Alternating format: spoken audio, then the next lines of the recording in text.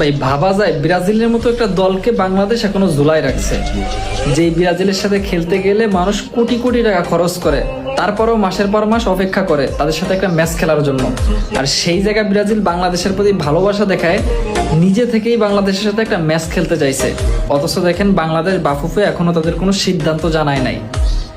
তবে এখন আপনারা বলতে পারেন ব্রাজিলের সাথে খেললে আপনাদের মোটা অঙ্কের একটা টাকা ব্যয় হবে, প্রায় 50 থেকে 60 কোটি টাকা। তবে আমি বলবো ব্রাজিল যদি বাংলাদেশের এসে খেলে যেমন খরচ হবে তেমন কিন্তু আয় করা অসম্ভব।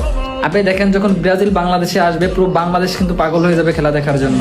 টিকিট থেকে শুরু করে বিজ্ঞাপন বলেন, আপনি স্পন্সর বলেন, সবকিছু মিলে আপনি আয় করতে পারবেন প্রায় 70 থেকে 80 কোটি টাকা।